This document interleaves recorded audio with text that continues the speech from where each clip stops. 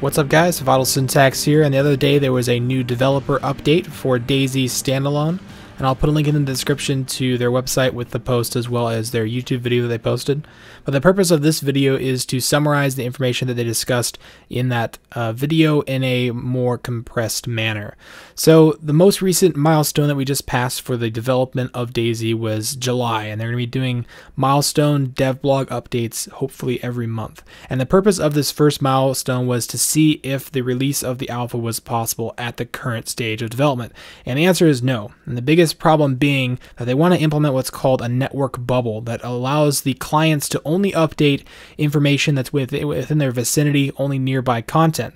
Whereas the base ARMA engine, the way it works is that you'll actually update the entire map for all the clients that are connected to the server.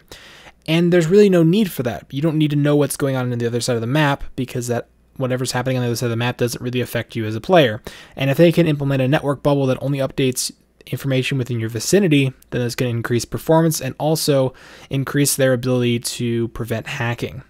The next big thing, although this isn't really something that's holding back the release of the alpha they're working on, is the health system. So they've added new injury and infection animations, and they're actually going to be able to see wounded animations. Let's say you get shot in the leg, you'll start limping around. And on top of that, they've also added a new bleeding system so that you actually bleed from the point at which you took damage. So if you get shot in the leg, there'll actually be blood spraying out of your leg or coming out of your leg. And they're also completely redeveloping and redesigning the health system, mostly for performance and functionality reasons, although the implementation will be fairly similar to the way it is now with, once again, just those few additions that I just mentioned. The next big thing that they're working on is the attachment system, and they showed off the M4A1, which is their base/benchmark weapon that they're going to be basing all of the other weapons off of for balancing purposes. So right now they're just trying to get the M4 into a state that is very well refined. And some of the things that they're doing is adding new animations, new sound effects, new muzzle flashes, and completely redoing the attachment system so that you can have, for example, a knife attached to the end, a silencer, a scope, a grip, a magazine attachment, like an extended magazine, or a dual magazine, or a Magpul magazine, and also in customizing your stock. So you actually be able to find individual items that can be swappable between different weapons. And so right now they're working on that system by simply working on with one gun, and once they get that system to where they like it, they'll start bringing in new weapons and tweaking them to be balanced with that base/benchmark M4. Another thing they've been working on is the database/loot system, and this is something we've heard about before, but they're doing a central hive system that will allow the entire network of servers to be controlled as far as what items are spawning.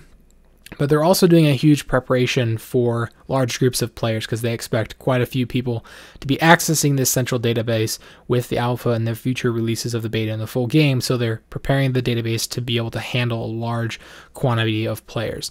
And also, one of the last and most important things is they're working on stability, which has been greatly improved over the past couple weeks of their alpha development. And it's been hugely improved from the mod, because they've ripped out a lot of the stuff that was unnecessary from ARMA, and they refined and tweaked and optimized the standalone to run a lot better than the mod that ran off of ARMA 2.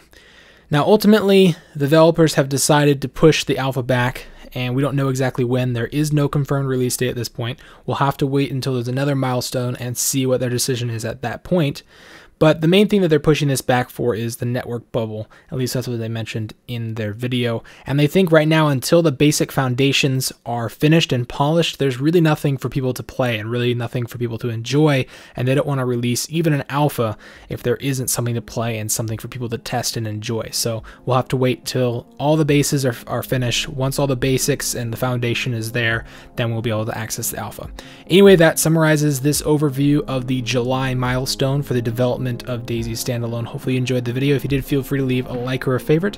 And if you're new around here, don't forget to subscribe, because I do videos like this every day. Thanks for watching, and I'll see you guys in the next video.